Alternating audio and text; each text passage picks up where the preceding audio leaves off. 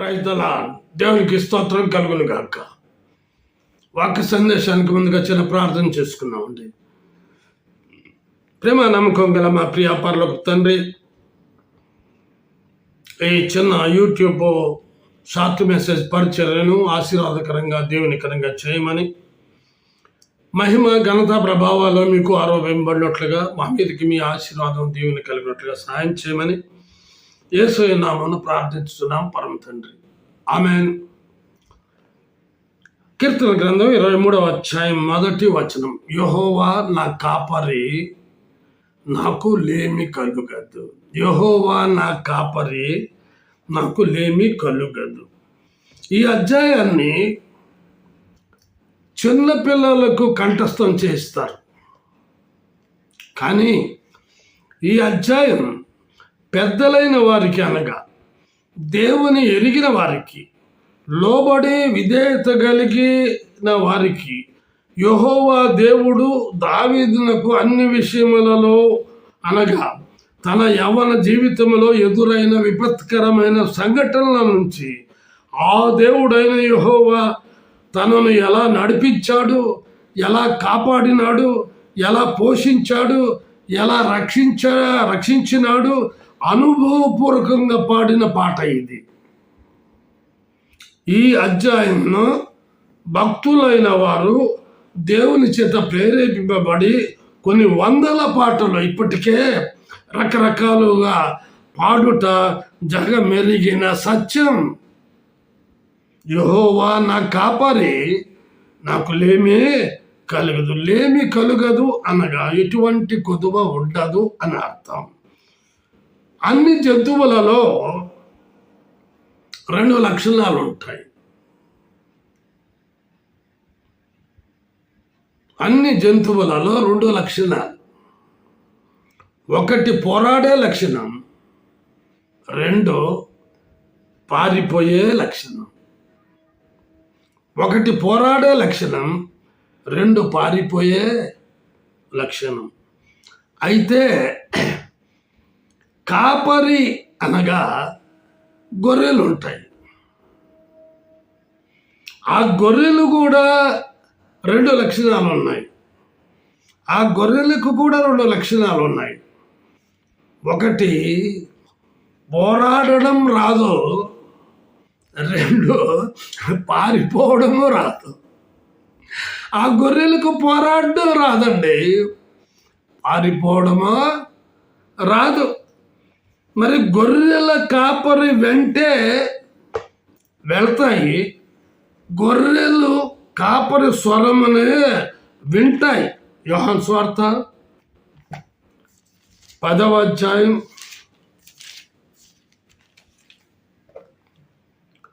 3వ వచనం. గొర్రెలు అతని స్వరము వినును, అతడు తన సొంత గొర్రెలను పేరు పెట్టి పిలిచి వాటిని వెలుపలికి నడిపించును అని 4వ వచనం కూడా చదువుతున్నాం.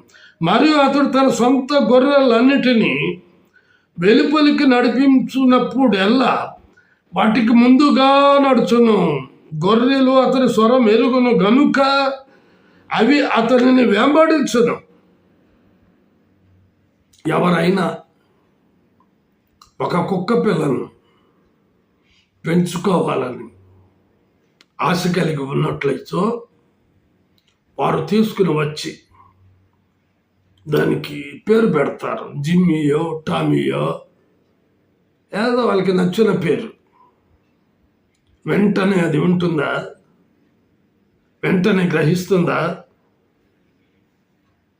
ఒక వారం 10 రోజులు అదే పేరుతో పిలిచగానే యజమాని, ఓహో యజమాని నాకే ఈ పేరు పెట్టాడు అని తోకాడించుకుంటూ వస్తుంది. ఇది నిజం. సంఘములకు కూడా ఎవరైనా క్రొత్తగా వచ్చి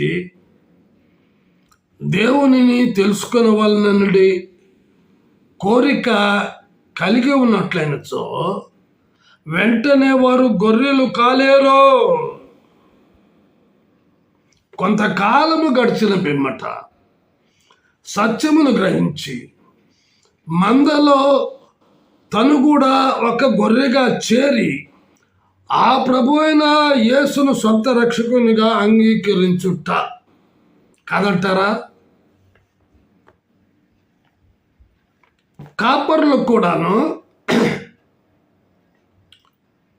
2 లక్షణాలు ఉన్నాయి. కాపర్లో కూడా 2 లక్షణాలు అండి. మంచి కాపర్లు, చెడ్డ కాపర్లు. Good shepherds, bad shepherds. ఈ దినమున సమయమును బట్టి గుడ్ షెపర్డ్, మంచి కాపర్ల గురించి తెలుసుకుందాం. మంచి కాపరికి ఉండవలసిన లక్షణములు. ఆదికాండం 31వ అధ్యాయం 38, 39, 40 వచనాలు చదువుతున్నాను. ఈ 20 ఏళ్ళు నేను నీ యొద్ద ఉంటిని, నీ గొర్రెలైనను మేకలైనను ఈడ్చుకొని పోలేదు, నీ మంద పొట్టేళ్లను నేను తినలేదు, దుష్ట మృగముల చేత చీల్చబడిన దానిని నీ యొద్దకు తేక ఆ నష్టము నేనే పెట్టుకుంటుని. పగటి యందు దొంగిలింపబడిన దానినేమి, రాత్రి యందు దొంగిలింపబడిన దానినేమి నా యొద్ద పుచ్చుకుంటివి. నేను ఇలాగుంటిని, పగటి ఎండకును రాత్రి మంచుకును నేను క్షీణించిపోతుంది.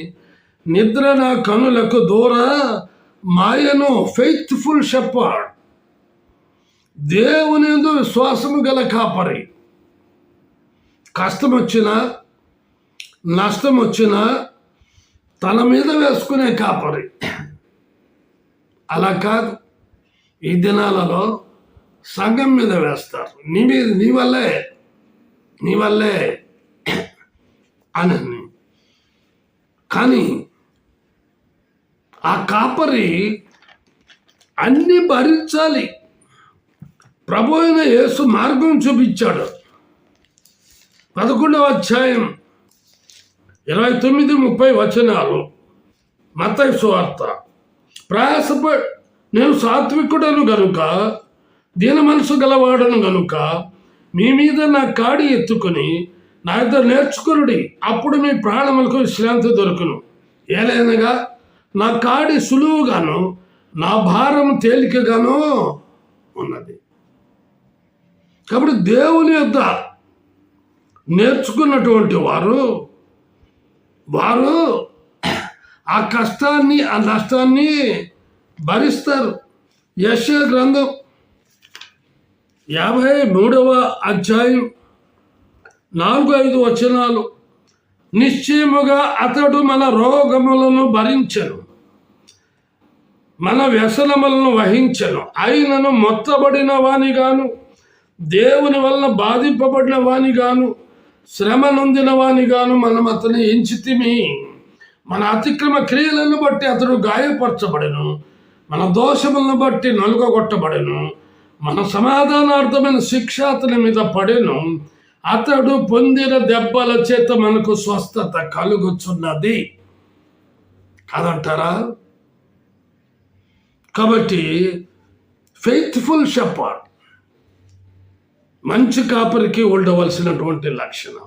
రెండవదిగా 1 సమూయేలు 17వ అధ్యాయం 34 నుంచి 37 వరకు చదువుతున్నాను. అందుకు దావీదు సౌలుతో ఇట్లనెను, మీ దాసుడనైన నేను నా యొక్క తండ్రి యొక్క గొర్రెలను కాయుచుండ, సింహమును ఎలుగుబంటిను వచ్చి మందలో నుండి ఒక గొర్రె పిల్లను ఎత్తుకొని పోవచుండగా నేను దాన్ని తరిమి చంపి దాని నోట నుండి ఆ గొర్రెను విడిపించి తిని, అది నా మీదకి రాగా నేను గడ్డము పట్టుకొని దాన్ని కొట్టి చంపి తిని, మీ దాసుడనైన నేను ఆ సింహమును ఎలుగుబంటిని చంపితేనే జీవము గల దేవుని సైన్యము తిరస్కరించిన ఈ సున్నతి లేని ఫిలిస్తీయుడు వాటిలో ఒకదాని వలె అగుననియు, సింహము యొక్క బలము నుండి ఎలుగుబంటి యొక్క బలము నుండి నన్ను రక్షించిన యెహోవా ఈ ఫిలిస్తీయుని చేతిలో నుండి కూడాను నన్ను విడిపించునని చెప్పాను. అందుకు సౌలు, పొమ్ము, యెహోవా నీకు తోడుగా ఉండునుగాక అని దావీదుతో అని. రాజు ఏంటంటే ఒక సేవకునితో అనడం. రాజు చేయవలసిన పని, రాజు పిరికి పంద.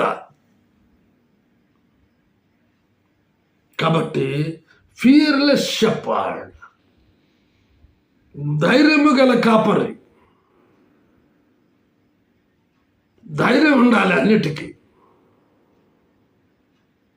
సాతానుడు ఎవరిని మృగుదునో అని తిరుగుతుంటాడు. వాడిని అదే పాతాళానికి అలగదొక్కాలి. త్రూ ప్రేయర్, ప్రార్థన ద్వారా మన జీవితంలో అనేకమైన సంఘటనలు ప్రార్థన ద్వారా జయించగలిగితే నిష్ప్రయోజకుడైన సేవకుడను. నేనేం పెద్ద కాపర్ని కాదు, చిన్న కాపర్ని కాదు, ఎందుకు పనికిరాని కాపర్ని. దేవుడు నన్ను వాడుకుంటున్నాడు, బహుగా వాడుకుంటున్నాడు. దేవునికి స్తోత్రం కలుగును గాక. మరి దావీదు అలాగునా. చూడండి 41వ వచనం చదువుతున్నాడు. డాలుబోయేవాడు తనకు ముందు నడవగా ఫిలిస్తీయుడు బయలుదేరి దావీదు దగ్గరకు వచ్చి చుట్టూ పారాజొచ్చి దావీదును కనుగొని, అతడు బాలుడై ఎర్రని వాడును రూపసీనయుండుట చూచి అతని తృణీకరించను. ఈ చిన్న బాలుడితో నేను ఫైట్ చేయడమా? చ రాజు ఎక్కడున్నాడు? సౌలు. ఫిలిస్తీయుడు కర్ర తీసుకుని నువ్వు నా మీదకి వచ్చుచున్నావే, నేను కుక్కనా అని దావీదుతో చెప్పి తన దేవతల పేరట దావీదును శపించాడు. దావీదు దగ్గర దుడ్డు కర్ర ఉంటుంది, బొడిసెలు ఉంటుంది. ఆ కర్రను చూసి కర్ర ఒకటి ఉంటుంది, కుక్కను కొట్టడానికి ఉంటాయి.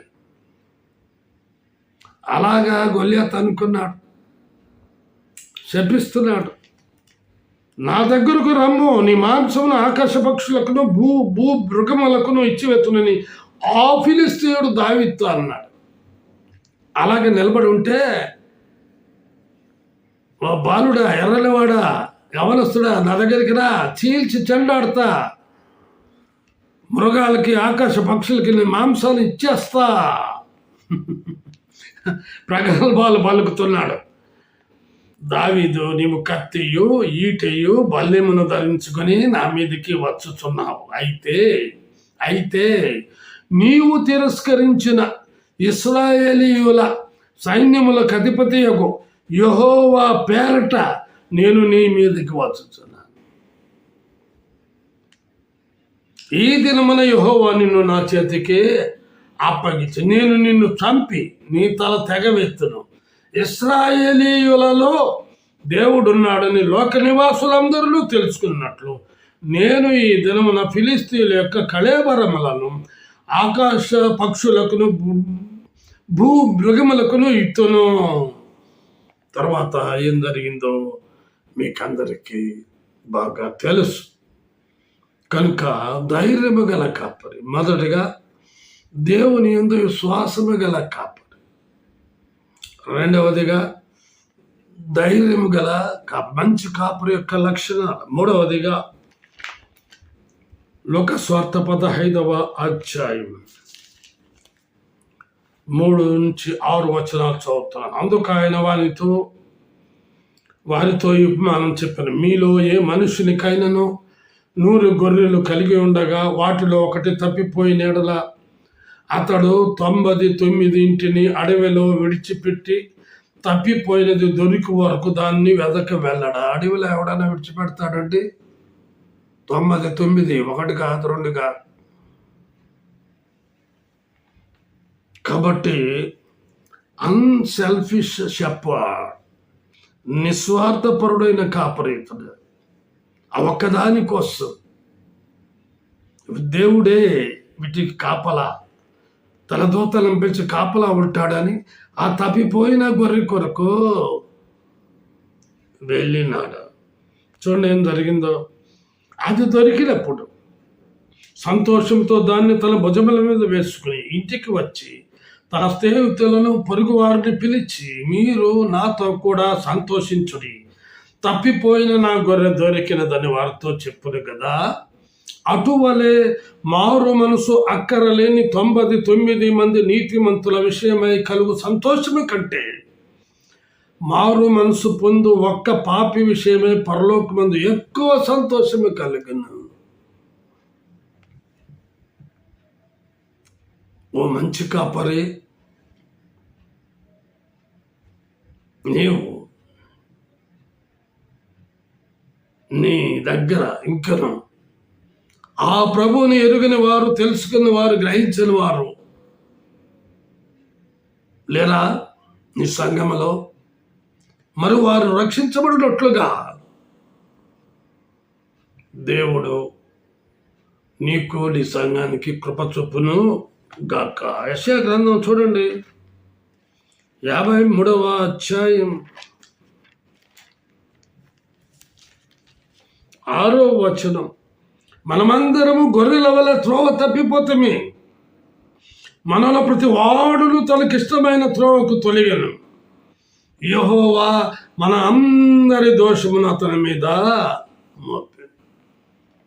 యేసయ్య నీ కొరకు, నా కొరకు, నిన్ను నన్ను రక్షించడానికి దేవుడు లోకమును ఎంతో ప్రేమించెను. కాగా ఆయన తన అద్వితీయ కుమారునిగా పుట్టిన వాని యందు విశ్వాసముంచు ప్రతి వాడును నశింపక నిత్య జీవం పొందవల్లని ఆయన అభిలాష, ఆయన కోరిక. ఎరుగుదవా?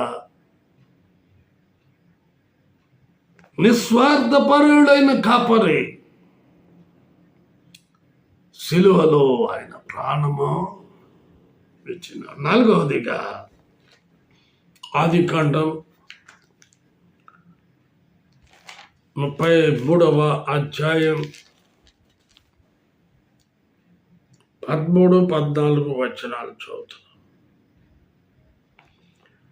మరియు అతడు నా యొద్దనున్న పిల్లలు పసిపిల్లలనియు, గొర్రెలు, మేకలు, పశువులు పాలిచ్చునవి అనియు నా ప్రభు నాకు తెలియను. ఒక్క దినమే వాటిని వడిగా తోలేడలా ఈ మంద అంతయు చచ్చును. నా ప్రభు దయచేసి తన దాసునికి ముందుగా వెళ్ళవల్లు. నేను నా ప్రభువునొద్దకు శేయూరునకు వచ్చు వరకు నా ముందరనున్న మందలు నడువగలిగిన కొలదిని, ఈ పిల్లలు నడువగలిగిన కొలదిని వాటిని మెల్లగా నడిపించుకుని వచ్చేదనని అతనితో చెప్పాను. యాకోబు, ఏశావుల మధ్య జరిగినటువంటి సంఘటన. కన్సిడరేట్ షెపర్డ్, దయగలిగిన కాపరి. ఆ దయగలిగిన కాపరి చూడండి, యోహాను సువార్త 10వ అధ్యాయం 3, 4 వచనాలు. అతనికి ద్వారపాలకుడు తలుపు తీయును, గొర్రెలు అతని స్వరము వినును. అతడు తన సొంత గొర్రెలను పేరు పెట్టి పిలిచి వాటిని వెలుపలికి నడిపించును. మరియు అతడు తన సొంత గొర్రెలన్నిటినీ వెలుపలికి నడిపించినప్పుడల్లా వాటికి ముందుగా నడుచును. గొర్రెలు అతని స్వరం ఎరుగును గనుక అవి అతన్ని వెంబడించును. నిర్గమకాండం 13వ అధ్యాయం 21, 22 వచనాలు. వారు పగలు రాత్రియు ప్రయాణము చేయనట్లుగా యెహోవా త్రోవలో వారిని నడిపించుటకై పగటి వేళ మేఘస్తంభములోను వారికి వెలుగుచ్చుటకు, రాత్రివేళ అగ్నిస్తంభములోను ఉండి వారికి ముందుగా నడుచుచూ వచ్చెను. ఆయన పగటి వేళ మేఘస్తంభమునైను, రాత్రివేళ అగ్నిస్తంభమునైను ప్రజల ఎదుట నుండి తొలగింపలేదు. చూడండి, దయగల కాపరి వెట్టి చాకిరి నుంచి 430 సంవత్సరాలు మోషే నాయకత్వంలో ఐగుప్తు నుంచి బయటపడిన తర్వాత వారిని అరణ్యములో ఆ చీకటిలో మరి పగటిలో మేఘస్తంభం, రాత్రుల అగ్నిస్తంభంగా, ఎండదెబ్బ ప్రభా మరి ఇటు రాత్రుల చీకటి దెబ్బ తగలకుండా కాపాడినటువంటి దేవుడు. ఆయన మంచి కాపురి యొక్క లక్షణం అది. ఆఖరిగా లూకా సువార్త 2వ అధ్యాయం 8 నుంచి 20 వచనాలు చదువుతున్నాం. ఆ దేశంలో కొందరు గొర్రెల కాపురులు పొలంలో ఉండి రాత్రి వేళ తమ మందను కాచుకొని చుండగా ప్రభువు దూత వారి యొద్దకు వచ్చి నిలిచెను. ప్రభువు మహిమ వారు చుట్టూ ప్రకాశించినందున వారు మిక్కిలి భయపడిరి. అయితే ఆ దూత భయపడకుడి, ఇదిగో ప్రజలందరికీ కలుగబో మహా సంతోషకరమైన సువర్తమానం నేను మీకు తెలియజేస్తున్నాను. దావీదు పట్టణమందు నేడు రక్షకుడు మీ కొరకు పుట్టి ఉన్నాడు. ఈయన ప్రభు అయిన క్రీస్తు. దానికిదే మీకు ఆనవాలం. ఒక శిశువు పొత్తి గుడ్డలతో చుచ్చబడి ఒక తొట్టిలో పండుకొని ఉండుట మీరు చూచెదరని వారితో చెప్పాను. వెంటనే పరలోక సైన్య సమూహం ఆ దూతతో కూడా ఉండి సర్వోన్నతమైన స్థలములలో దేవునికి మహిమయు ఆయనకి ఇష్టలైన మనుషులకు భూమి మీద సమాధానమును కలుగులుగా కానీ దేవునికి స్తోత్రము చేయుచుండను. ఆ దూతలు తమ యొద్ద నుండి పరలోకములకు వెళ్ళిన తరువాత ఆ గొర్రెల కాపరులు జరిగిన ఈ కార్యమును ప్రభువు మనకు తెలియజేయించి ఉన్నాడు. మనము బెత్లెహేము వరకు వెళ్ళి చూద్దాము రండని ఒకరితో ఒకడు చెప్పుకొని త్వరగా వెళ్ళి మరియను యోసేపును తొట్టిలో పండుకుని ఉన్న శిశువును చూచింది. వారు చూచి ఈ శిశువును గూర్చి తమతో చెప్పబడిన మాటలు ప్రచురము చేసిరి. గొర్రెల కాపరులు తమతో చెప్పిన సంగతులను గూర్చి విన్న వారందరూ మిక్కిలి ఆశ్చర్యపడరు. అయితే మరియా ఆ మాటలన్నీ తన హృదయంలో తలపోసుకొంచు భద్రము చేసుకును. అంతటా ఆ గొర్రెల కాపరులు తమతో చెప్పబడినట్టుగా తమ విన్న వాటిని కన్న వాటిని గూర్చి దేవుని మహిమపరచుచు స్తోత్రము చేయొచ్చు తిరిగే వెళ్ళిరి. బిలీవింగ్ షెపర్డ్, నమ్మకమైన కాపరి ఎవరండి? ప్రభు అయిన యేసుక్రీస్తు. తిమోతికి రాసినటువంటి మొదటి పత్రిక 2వ అధ్యాయం 8వ వచనం. కావున ప్రతి స్థలమందును పురుషులు సంశయము కోపమును సంశయమును లేని వారై పవిత్రమైన 5-6 వచనాలు క్షమించండి 2వ అధ్యాయం 5-6 వచనాలు చదువుతాం. దేవుడు ఒక్కడే, దేవునికి నరులకును మధ్యవర్తి ఒక్కడే. ఆయన క్రీస్తు యేసును నరుడు. ఈయన అందరి కొరకు విమోచన క్రయధనముగా తను తానే సమర్పించుకొనెను. ఆ తండ్రి అయిన దేవుడు కుమారుడైన యేసుక్రీస్తు ప్రభుల వారిని ఈ లోకమునకు ఎందుకు పంపించాడో చూడండి. 1వ అధ్యాయం 15వ వచనం. పాపులను రక్షించుటకు క్రీస్తు యేసు ఈ లోకమునకు వచ్చెను. ఆఖరిగా యోహాను సువార్త 10వ అధ్యాయం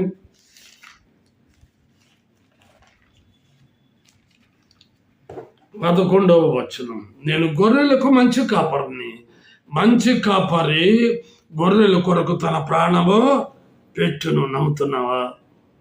ఆ యేసయ్య ఈ లోకమునికి వచ్చింది నిన్ను నన్ను సర్వలోకమును రక్షించటానికి. శిలువలో తన ప్రాణాన్ని పెట్టి రక్తం కార్చి మరణించి సమాధి చేయబడి తిరిగి లేచిన మృత్యుంజయుడు. అట్టి నిరీక్షణ నీకున్నదా? ప్రార్థన చేసుకున్న ప్రేమ నమ్మకం గల మా ప్రియ పరలోక తండ్రి, కృపయు కనికరం గల మా దేవామి పాదములకు వందనాలు స్తోత్రాలు. యెహోవా నా కాపరి, నాకు లేమి కలుగుదు అన్న సత్యాన్ని, మంచి కాపరి యొక్క లక్షణం గురించి తెలియపరచడం స్తోత్రాలు చెల్లించుకుంటూ ప్రభువా మా జీవితములలో మేము అలాగూ నడుచుకున్నట్లుగా సహాయం చేయమని యేసయ్య నామమున ప్రార్థిస్తున్నాం పరమ తండ్రి. ఆమేన్. తిరిగి వచ్చే వారం కలుసుకుందామండి. అంతవరకు సెలవు. దేవుడు మిమ్మల్ని దీవించును గాక. ఆమేన్.